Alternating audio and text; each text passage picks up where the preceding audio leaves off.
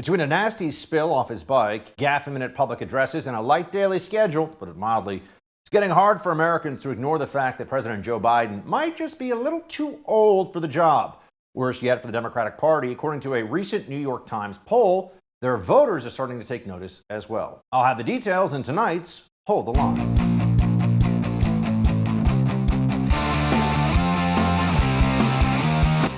It is noteworthy that the percentage of women who register to vote and cast a ballot is consistently higher than the percentage of the men who do so. End of quote.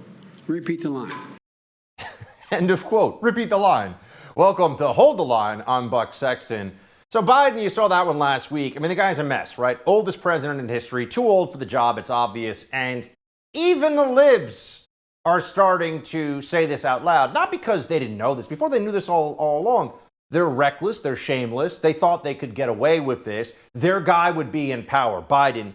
And it's not that he's a leader or has any ideas. He would be effectively the Trojan horse for a far left agenda that would be pushed through him by his advisors and by the Democrat apparatus, right? So he got to be the front man for essentially AOC style policy, but you have a super old white dude at the front of the Democrat Party to push it all through and make people in the middle of the country think, oh, maybe he's, kind of a moderate or whatever. As we know, that's all crap. It was all a lie. And everyone's starting to realize not only is that the case, but they can't prop this guy up enough anymore. Now, this is from today, just to give you an example of this.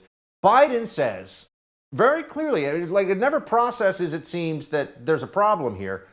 The shooting in Parkland, Florida, that horrible school shooting that happened in 2018, yeah, he was off when he said the year today by 100 years. Fort Hood, Texas, 2009, 13 dead, 30 more injured.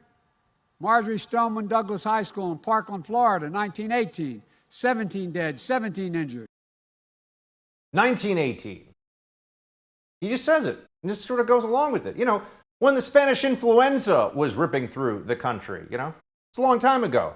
But anyway, you wonder if they put I am Ron Burgundy in the prompter during a presidential address, Joe Biden, not only would he read it, would he even notice there was anything wrong? Not clear. He definitely would read it. Here's a New York Times headline, because they're even recognizing they can't keep this charade going much longer. At 79, Biden is testing the boundaries of age and the presidency. President Biden has said he plans to run for a second term, but his age has become an uncomfortable issue for him and his party. You don't say. Now, I'll admit that I thought there's no way that Joe Biden would actually win, never mind the election, but win the nomination for the Democrat Party, because he's clearly too old. Clearly not up for this. I mean, he was, on his best days, a mediocre politician from a very small, politically insignificant state, and yet now this guy is president? You've got to be kidding me. Go along, Joe. Just go along to get along. This just true sub-mediocrity was going to become president of the United States. I thought that's not possible, not in this country. Not because even I disagreed with his ideas so thoroughly. He doesn't even have any ideas. He just, it's whatever's on the prompter, whatever the Democrats want him to say. He is the quintessential empty suit. We all know it. And he's a suit that's too old as well. So you add all these things together, you think, how could this guy be the president? Well, guess what? People are figuring this out in ways that actually matter to Democrats now. They don't care that this is reckless. They don't care that he's an imbecile. They do care that he may not win again and that he may drag down their party. And that's why the New York Times is starting to write some truth out there. They're kind of floating trial balloons within the party to see if people finally say, yeah, I don't think we can make this work anymore. This is from the New York Times of the weekend. Biden's energy level, while impressive for a man of his age, is not what it was, and some aides quietly watch out for him. He often shuffles when he walks, and aides worry he will trip on a wire. He stumbles over words during public events, and they hold their breath to see if he makes it to the end without a gaffe.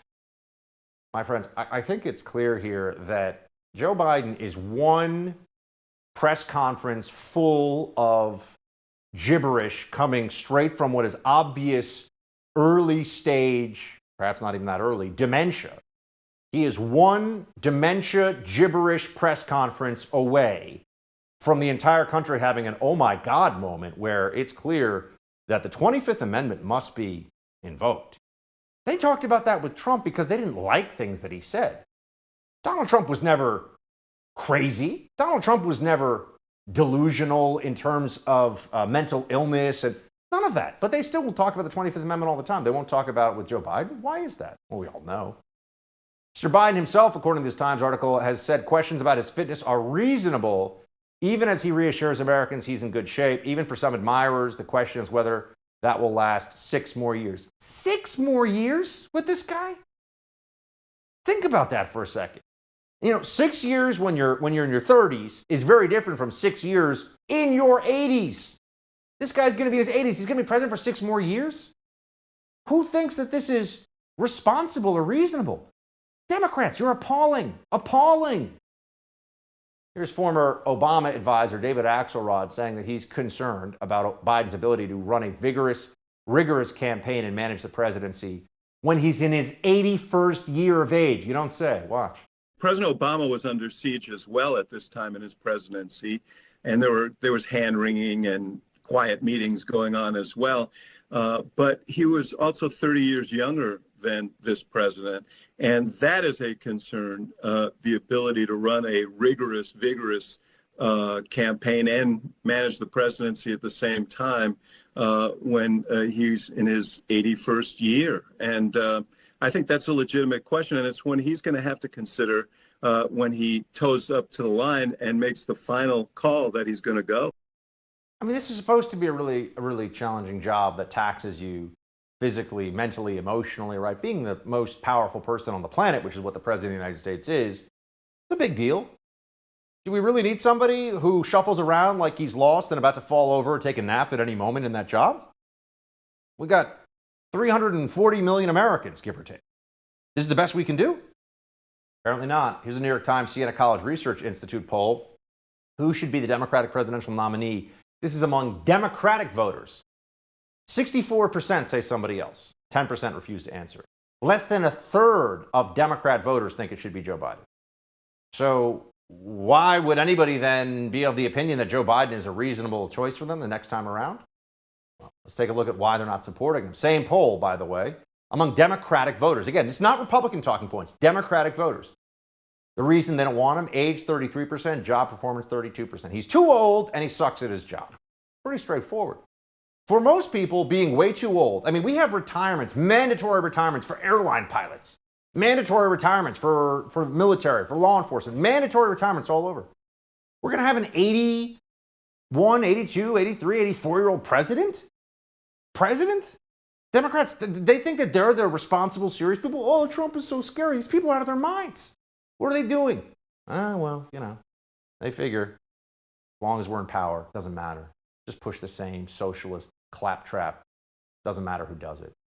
Could be, honestly, there are Democrats, the third of Democrats that like Joe Biden. If he had a stroke and was unable to continue in the job, but he was just essentially in a hospital bed, they would say this is fine. He's still the president. No issue with them. They would push that. They're crazy.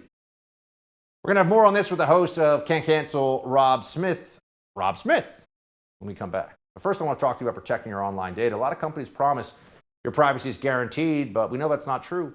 That's why you need a new privacy and cybersecurity application tool called Secure. It's spelled S-E-K-U-R. Secure is using proprietary encryption and offering secure instant messaging and email. With Secure, all of your communications based on servers and data centers hosted in Switzerland without using any of the big tech platforms. Privacy is a big issue now. Without real security, people can read your emails, messages, even your bank information. Secure will never mine your data and never ask for your phone number. You can send emails to your doctor, banker, lawyer, or anyone else with total confidence you're not being spied on by your internet provider or big tech. Secure is your solution to stop the constant theft of your digital identity. It costs only $5 for the messenger, only $10 for the messenger and email combination package. Go to secure.com and take back your privacy today. That's SEKUR.com. Use promo code BUCK for 25% off. We'll be right back with Rob Smith. Stay with us.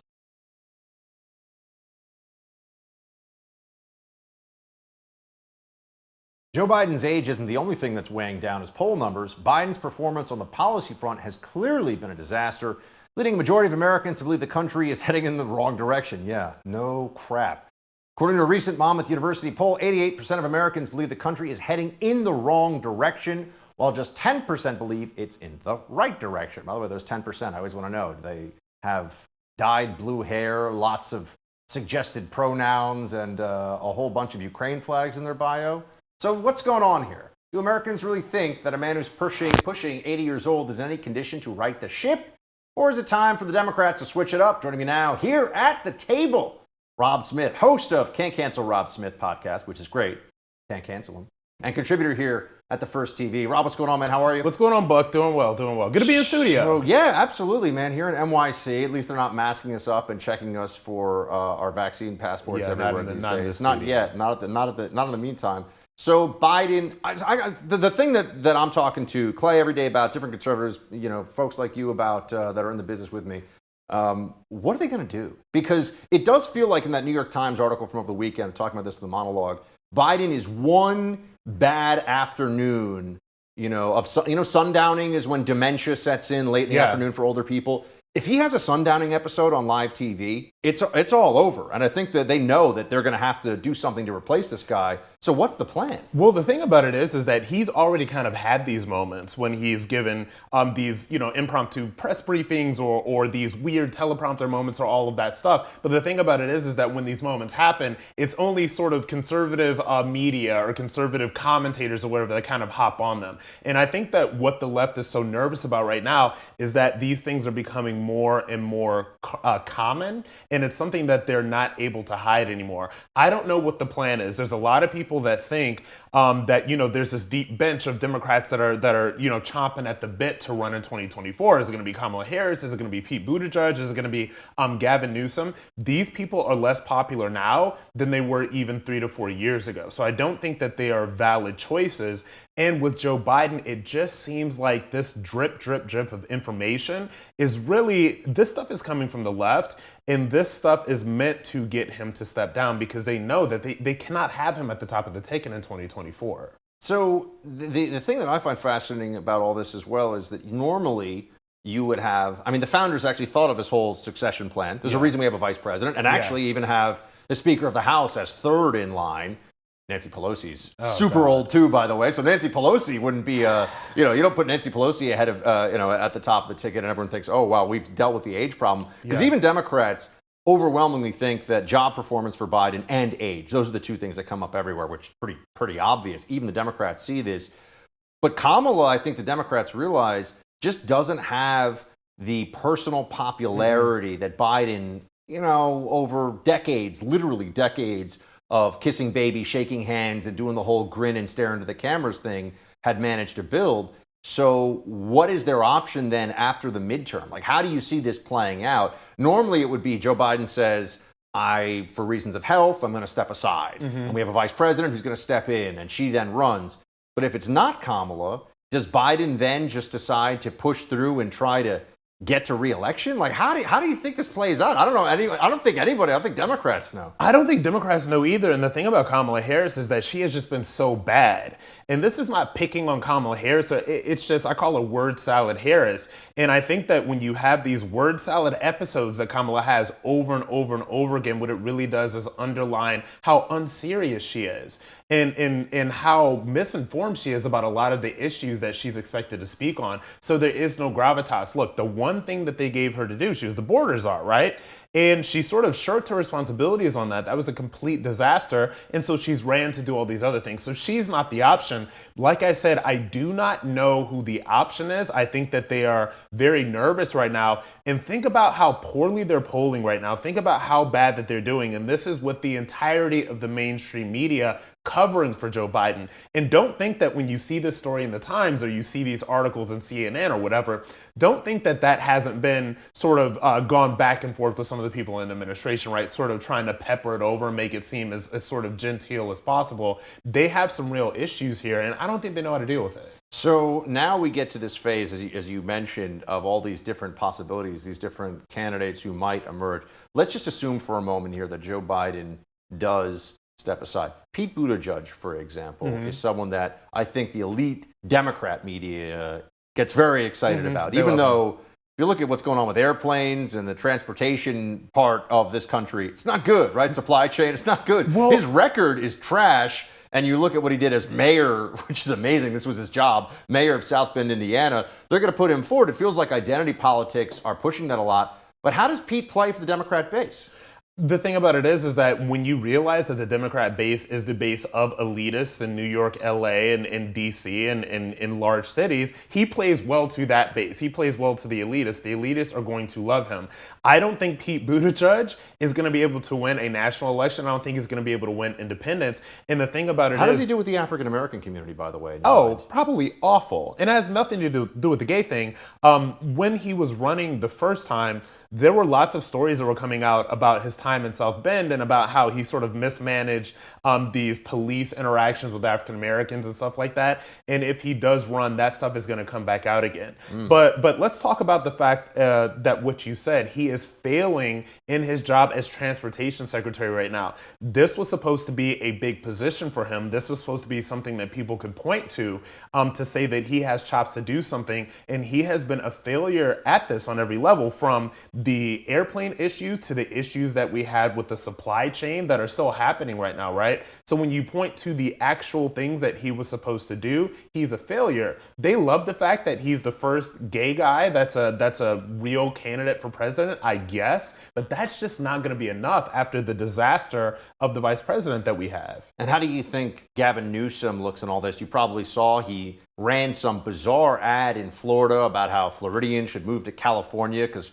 California is where freedom is. Like, Yeah. I don't know. I mean, it's a lot of acrobatics involved mentally to get to that place. But he does have name recognition. He has the biggest Democrat state in the country behind him by population. He's a known commodity. He's at the age where really presidents should be, by the way. We should stop thinking that presidents need to be basically 80. This has gotten really weird.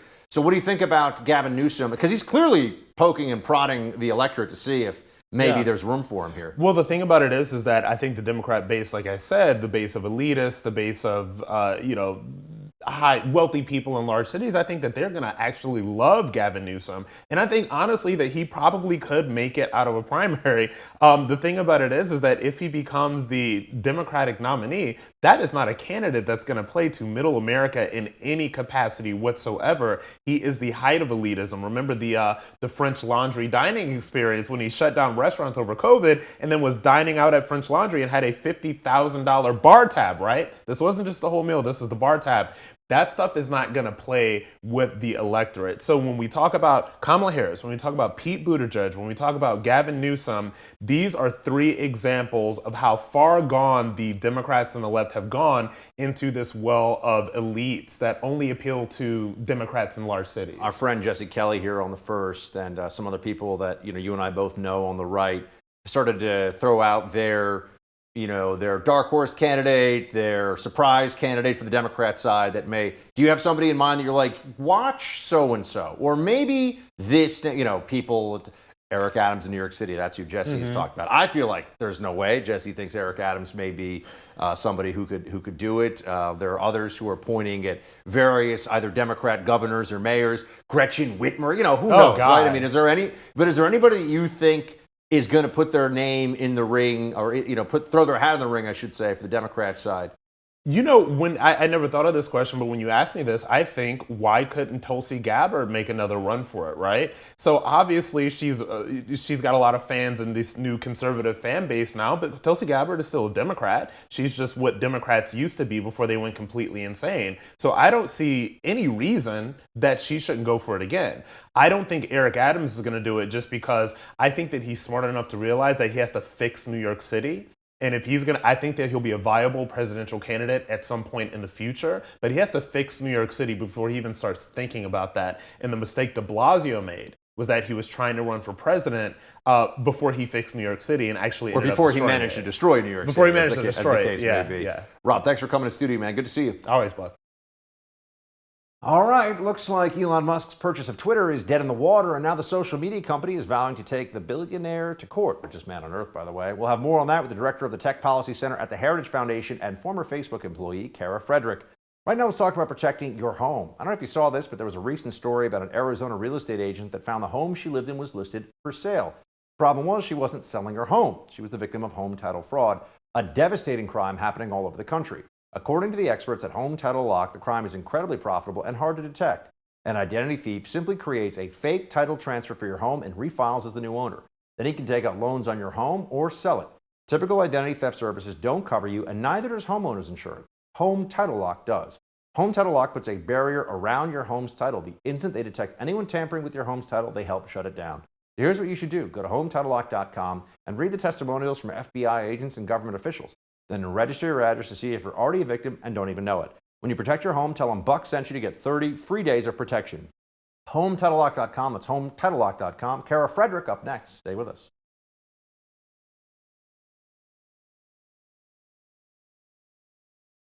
Twitter is reportedly getting ready to sue Elon Musk over the billionaire's attempts to terminate his $44 billion buyout of the social media company. Musk is arguing that the tech company failed to provide key information and is dramatically understating the number of bots on the platform. So can Twitter force the Tesla CEO to close the deal? Let's ask Director of the Tech Policy Center at the Heritage Foundation, former Facebook employee, Kara Frederick. Kara, you're going to have to make sense of all this for us today. Thanks for being with us. No problem. So let's start with this. Musk's lawyers are arguing that Twitter has refused his reasonable request for over 2 months to get to the bottom of the bots. My understanding, if this were not Twitter, right, if this were just a general due diligence issue for a merger acquisition, for an M&A transaction, this would seem entirely reasonable. So what am I missing here? Yeah, well, it seems like we're in uncharted territory when it comes to all of this. So it's not just the bot issue that Elon has honed in on. He basically also said that Twitter is in material breach of the takeover argument because they are making material changes to the platform without his consent. So I think both parties actually have a case here. That's why it's going to be a bloodbath in court in Delaware. And, both parties, again, they've got heavy hitters on either side. So I think we're in for a protracted legal battle. I think both sides have standing. And if it gets to the discovery phase, as Elon talked about in his latest meme, he can't help himself, right? Then we're hopefully going to be able to look under the hood. And right. It appears that he sort of waived, a portion of his due diligence rights, but not all of them. So I think hopefully everything will be out in the open once all is said and done. And frankly, Twitter is his own worst enemy. They've undermined their credibility. And now people who didn't realize that these aren't neutral platforms, their ears are perked up a bit and they're getting a front row seat to what conservatives like us have known all along. These aren't neutral gatekeepers of information. There's something a little more sinister afoot. Musk tweeted a meme that included photos of him reacting to the legal battle with increasing levels of amusement. They say I couldn't buy Twitter in this meme. Then they wouldn't disclose bot info. Now they want to force me to buy Twitter in court. Now they have to disclose bot info in court. So Elon's having some fun with this one. Why? I mean, this is the part of it they were ready to shriek and scream and anything to stop Elon from buying Twitter originally. Like employees were resigning and, all the cat ladies were so upset and the blue-haired mafia was protesting, the whole thing. Okay, so now they're suing to make him acquire it? Is that where we are? Am I reading that right? Yeah, you are, because I think what they're realizing now is that Elon was going to buy Twitter at a premium. He offered $54.20 a share. Now, according to the Wall Street Journal's reporting, Twitter has lost $11 billion in market value since April. So they know that he was going to buy Twitter. It was overpriced. And I think Elon knows that it was overpriced at this point. So they're trying not to get in trouble with their shareholders. They're trying finally to do their fiduciary duty and actually consummate this deal. But as you said beforehand, they had to be dragged kicking and screaming in order to agree to the takeover because of ideological issues. And now they're sort of realizing, this is probably in our material interest for Elon to take over because they're not going to get a better offer. So Musk's lawyers are claiming in an SEC filing that Twitter withheld data. Sometimes Twitter has ignored Mr. Musk's requests. Sometimes it has rejected them for reasons that appear to be unjustified. And sometimes it has claimed to comply while giving Mr. Musk incomplete or unusable information. Do we know? So you worked at Facebook. You understand how this stuff actually functions. Obviously why we have you here to tell us about what's going on. Do they not know how many bots are on the platform? I mean, it's the digital world, right? I mean, can't they get some sense of this? And why would they think that wouldn't be important information? If Elon were buying a website, I know about this from friends of mine who have had their websites bought, and they said, well, I want to see your traffic numbers. And they said, no, we're just going to tell you it's big traffic. That wouldn't fly. And if you lied about the traffic numbers, that would be fraud. Exactly. And what these companies do is they tend to hide behind proprietary data. You remember initially the CEO of Twitter, Parag Agrawal, said, no, we can't give you the exact number of bots because that's private data. That's proprietary to us as a company. And they use that overlay to commit all manner of sins. So Elon basically came in and said, I'm going to open source the algorithm. And it's not just one algorithm to rule them all. You know, there's a lot of internal tools that these companies use, they consistently tinker with. So having some sort of transparency with the public availability component, you know, I think this really just highlights how these companies operate without transparency. They operate in the dark, and having a policy solution that requires a degree of transparency could save all of us all of this heartache. Could save Elon a lot of heartache too. And he had a great team of programmers and data scientists noodle at this problem for 2 months, and they couldn't even get an answer. So I do think Twitter has an idea of what's going on their platform, but it's a very difficult problem. And I think you got to crack open the books at this point. So is it possible that this also, to your earlier point about Elon paying the premium, is this a way, and remember, you know, usually when you go into this kind of a fight with a major company, an individual, even a very wealthy one, is going to say, I don't want to spend all the legal. Elon's the richest guy in the world, right? So he can fight in court all day. It doesn't make a difference to him, really.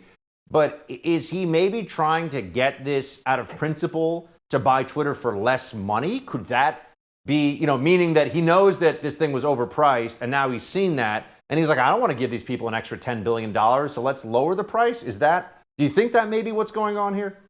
You know, I think there's an element of that, and I think there's been an element of that throughout this entire saga. You've seen him kind of tap dance around all of this, have lawyers start sending letters to lawyers and threaten pullouts and not do anything, and now saying, okay, I actually am going to pull out. So I certainly think that that's a component of this. As I've said before, you don't become the world's richest man by not getting discounts on things. You know, people get rich because they keep their money. I think Elon is just a good example of this, and, you know, he's got a lot of other companies that he's dealing with. He wants to make sure that, yes, this is an ideological effort, but at the same time, he wants to see a path toward growth. He wants to see a path toward material success. So I think you nailed it.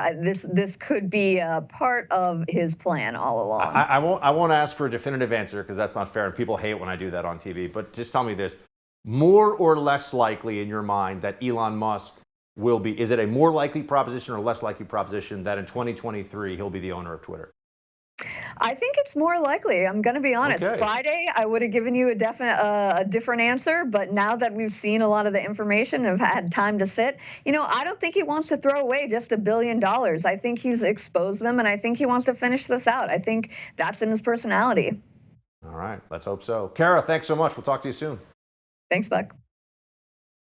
There are growing calls for Manhattan DA Alvin Bragg to drop murder charges in the case of Jose Alba, the 61-year-old bodega employee who killed a man who attacked him while he was behind the counter doing his job. When we come back, we'll talk to iHeart talk show host Mark Simone about the latest in the case. Right now, let's discuss my friends at My Patriot Supply. If you needed more proof that we're going to have massive food shortages in the very near future, here it is.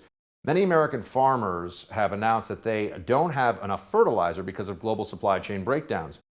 As everybody knows, without fertilizer, you can't grow food. You can expect to see prolonged food shortages and sky-high prices for the next year at least.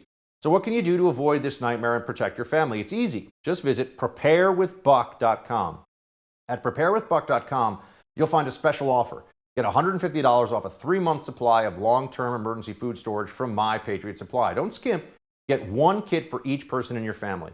Each My Patriot Supply kit has enough food for 3 solid months per person, providing more than 2,000 calories a day to keep your energy up. So go to preparewithbuck.com today and save $150 on each 3-month kit you require.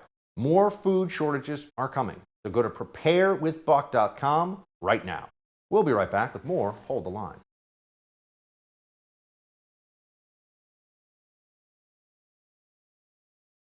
Jose Alba, the bodega clerk charged with murder for stabbing his attacker to death, was released from Rikers Island last week.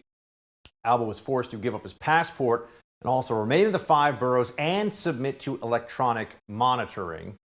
More and more organizations and groups are now calling on District Attorney Alvin Bragg to drop the murder charges against Alba, stating that he clearly acted in self-defense. Joining now to discuss, iHeartRadio talk show host on 710 WOR, Mark Simone. Mark, good to see you again.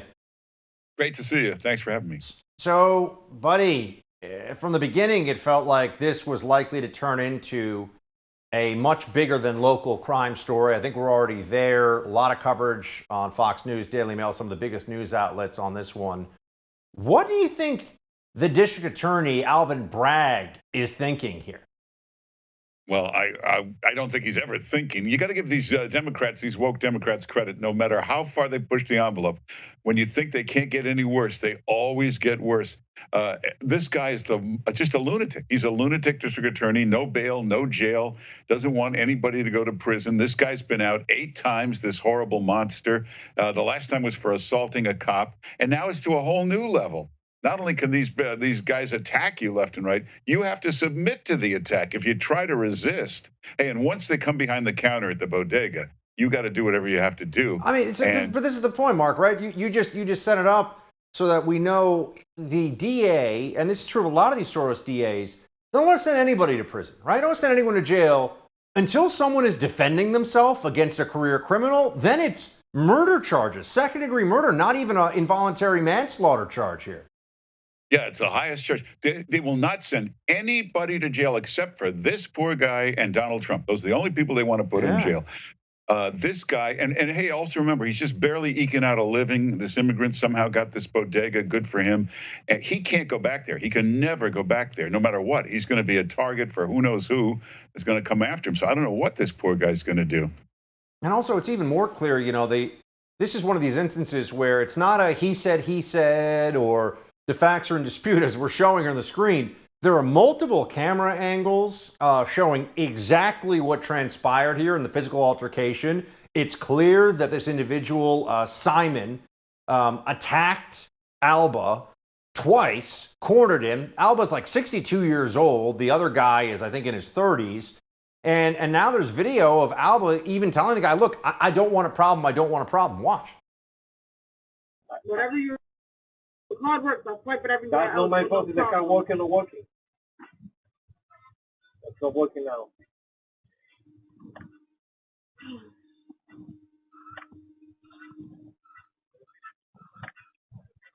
Don't work. Papa. Come on, come out, Papa. What's up with you? I don't want a problem, Papa. What's wrong with you? I know doing that's a little girl. So why you snatch anything I ain't? He's coming here. I mean, to your point, Mark, the guy's saying, look, I don't want a problem. If Simon had stayed on the other side of the counter and this had stayed as a verbal altercation, okay, you can't pull out a knife and stab the guy because you don't like what he says. He cornered him. He assaulted him. Alba tried to get away. This is all on video. And then he assaulted him again. So what? I mean, I'm just curious. What does the prosecutor in New York think that Jose Alba, an immigrant from the Dominican Republic, not some powerful guy, what's he supposed to do? This district attorney doesn't think. He's just a bleeding heart, woke liberal. This poor guy, it's Alvin Bragg that caused the death of Simon. Alvin Bragg, first of all, stopped prosecuting shoplifting. Shoplifting is totally out of control in New York. The woman's debit card wasn't working. So her mentality now and the boyfriend is that you're supposed to just hand them something, that they shouldn't have to pay for it anyway. When she said, I'm going to go get my boyfriend, I would assume that meant he'll come in with the money and pay for these things or my card doesn't work. But he comes in and throws this poor guy against the wall. And when you're getting pummeled, if you have a knife, what more excuse do you need to use it? How do you have to get beaten to a pulp? And by the way, the girlfriend here, Simon's girlfriend, there's on video, she flashed a knife at him before the boyfriend came in, and then after she comes in, and then she stabs him, and she stabs Alba and is not arrested. So now she can do this kind of reprisal stabbing, and it's just, the whole thing seems like it's just backwards. Yeah, also, let's not let Kathy Hochul, the governor of New York, off the hook. She's to blame for this. She's in charge of this district attorney. The district attorney works for her. It's a state job. She can fire him. She should have called Bragg and said, drop all charges immediately or I will fire you. She should have done that, and she didn't do it. Yeah, I know Lee Zeldin, we'll get to him in a second. He's made, I think, a great campaign pitch for exactly that when it comes to this district attorney, that he's going to fire him on day one. But just for example, I mean, here's Fernando Mateo of United Bodegas of America, and he's out there saying, look, all the charges should be dropped here. Watch. We believe that Jose Alba's charges should all be dropped. Murder charges and any charges that he's being charged with, because it's the right thing to do. Do you think, given the outcry, attention, I know you're putting on this, Mark, as a New York host with a huge audience, and there's a national media attention that's finally come on this. Do you think they're going to drop the charges? Are they going to take this thing, is the district attorney going to take it to the mat and put it before a jury?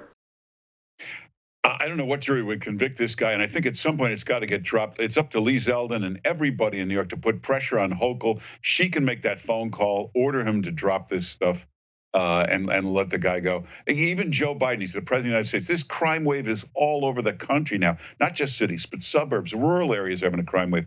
He should speak out and say it's time to get tough on crime. She's got to do something about this. This is the worst district attorney ever. You know, it's one thing to normalize shoplifting. By doing this, what could you ever do in self-defense? If this isn't self-defense, whatever could be considered self-defense? I mean, this is on video. It's clear who provoked it. It's clear who the attacker is. More than once, actually. It wasn't even just one physical assault. It was two. He's bigger than the guy. He's got him cornered. I mean, he's effectively a senior citizen he's attacking here. By the way, New York Governor hopeful Lee Zeldin, you and I both know and like Lee, he shared his support for Jose Alba on Twitter. He wrote that Jose had every right to defend himself when he was attacked at his bodega. Shouldn't face any negative consequences at all for what happened. Meanwhile, the woman who stabbed Alba hasn't been charged with anything. I will fire Alvin Bragg on day one as governor. Any doubt in your mind, if the folks of New York make the right move here and put Lee in office, that he would fire the district attorney on day one, Mark?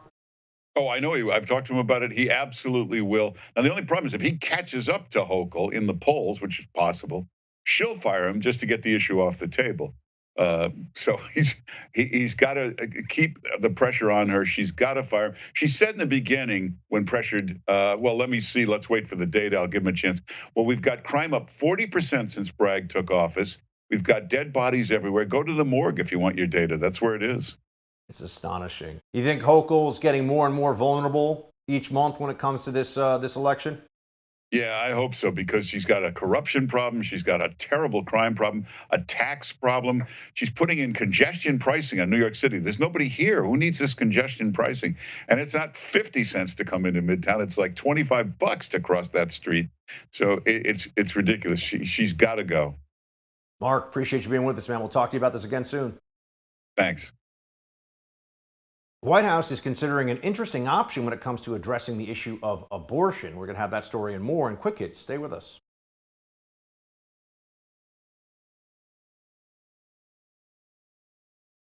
The White House is considering a public health emergency to address the issue of abortion, and Hunter Biden's behavior somehow goes from bad to worse, if that's even possible. But apparently it is. We got those stories in Quick Hits. Look, we know the Democrats are really devoted to abortion ideologically.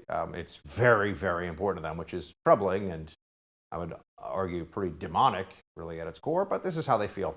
And so they're going to do everything they can to try to make this, even though the Supreme Court has said there is no constitutional right, which is obvious, as much a federal issue as they can get away with.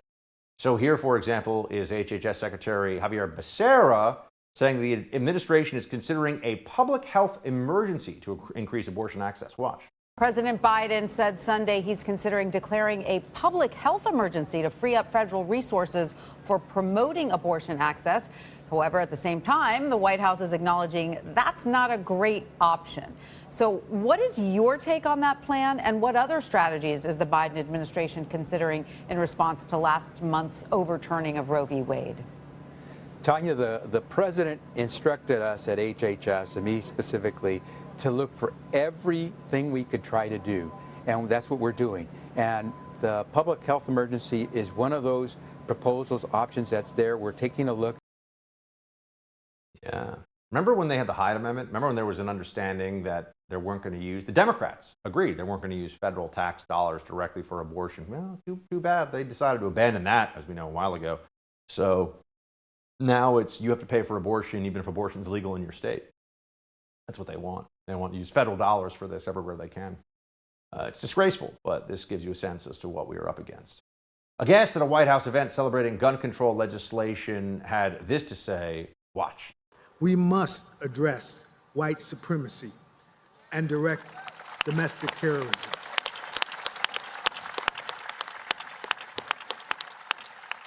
They're the leading threat to our homeland and our way of life.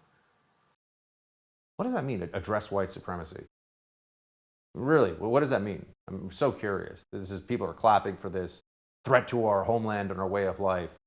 To be called a racist is to be called something that is just maybe above being a child abuser in our society, and yet we're led to believe that white supremacists are a huge danger because they have so much power and so much influence and are attacking and all this stuff. It's crazy.